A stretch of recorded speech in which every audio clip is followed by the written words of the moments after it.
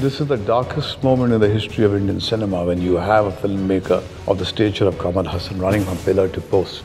After having procured a censor certificate which gives him the right to release a film anywhere in the Union of India. This is a case of state terrorism, where this terror is unleashed by the state.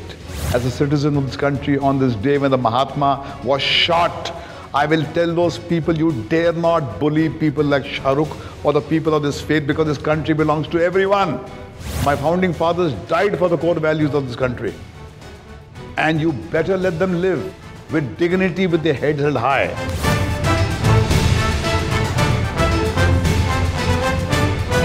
With two of the most talked about burning issues related to Shahrukh Khan and Kamal Hassan making it to the headlines every day, one of the most acknowledged personalities of Bollywood, Mahesh Bhatt, dared to speak his mind on the two issues in this very exclusive interview with Bollywood Hungama Broadband content head Faridoon Shahryar.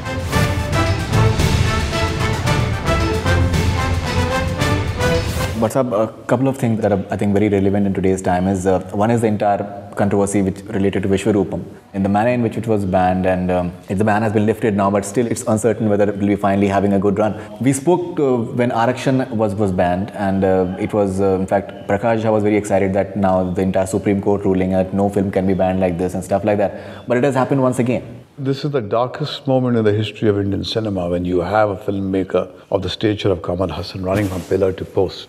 After having procured a censor certificate which gives him the right to release a film anywhere in the Union of India, and you have a state government defying the dictates of the Supreme Court, which says that if you have a certificate, then you can't use law and order as an excuse to stall the release of a film. And then the High Court sits down in 2 or 3 days and does some introspection and comes up with their verdict that no, the film should be released without any cuts.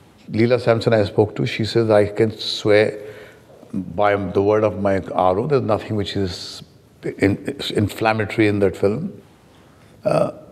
And yet you have him not being able to see the light at the end of the tunnel. Right, and it's a very expensive film. And he has already lost about 40 crores of rupees. And this is a case of state terrorism, where this terror is unleashed by the state.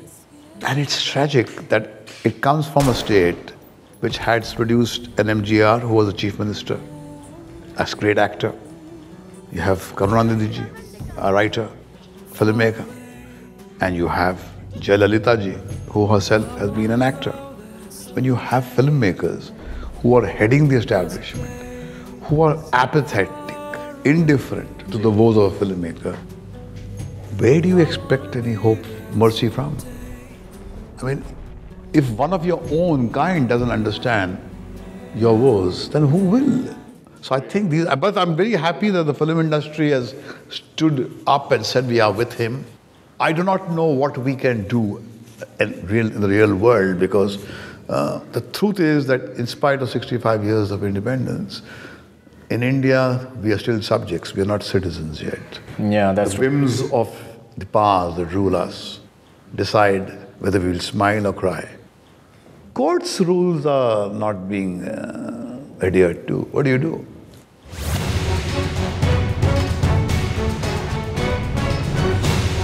One more controversy which is taking place these days. You've been very vocal about that in the past. The entire Shahrukh Khan write-up controversy. It's tragedy. You know, because the people have not read the article before just commenting on it, and there was extremely silly article that came out in firstpost.com, and that the hand that fed him and stuff like that. You know, it's absolutely bizarre that Shahrukh has to be targeted like this, because this article was most certainly not meant to be taken in the manner in which it's being taken. See, what did Shahrukh say? If I understand what I read of that article, which was sent to me, portions of it, was that he went through certain uncomfortable phases. Post 9/11, he was interrogated in the United States. And there are certain political groups, he used his identity, his Muslim profile, to kind of stall the release of My Name is Khan.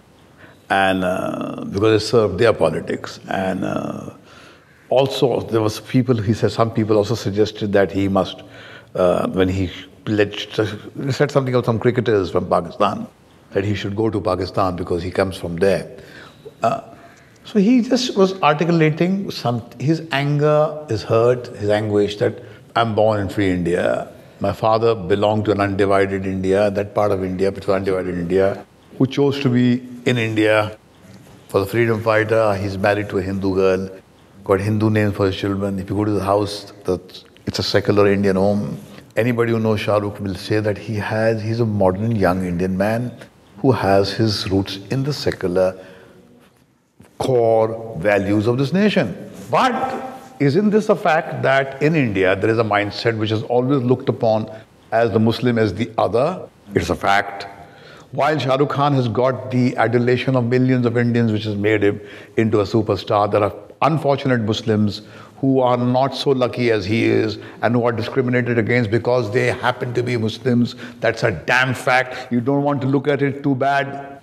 But as an Indian, as a person who loves the secular values, as a citizen of this country, on this day when the Mahatma was shot, I will tell those people, you dare not bully people like Shahrukh or the people of this faith, because this country belongs to everyone.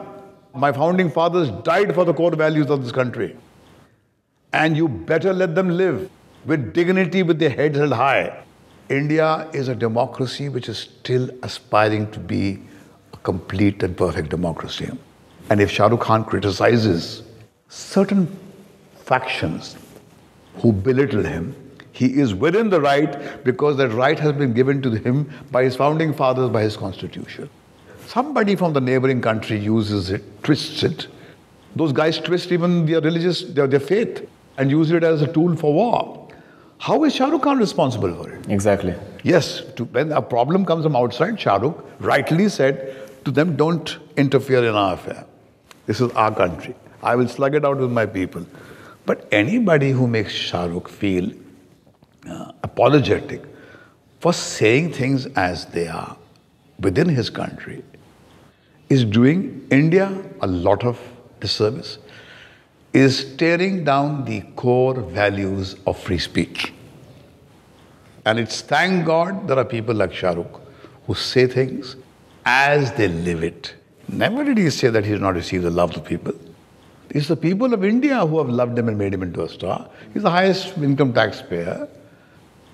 But opposite one profound truth is not a lie, an equally profound truth. While he has got all this has also made him into a sitting duck. Every now and then you interrogate him, ask him to demonstrate your patriotism. They did it to Dilip Kumar. The great Dilip Kumar, who is an embodiment of the secular values, was belittled to again and again prove your patriotism. Who gives us one section of India the right to ask another section, demonstrate your patriotism? And why should he do it? That's true. In fact, many people in the world right now, and many of them, they are not Asians, they know about India because of Shahrukh Khan. Yeah. One must admit that. You can debate about his acting skills or whatever, but he's a huge star. One can't take that away. Bollywood Hungama News Network.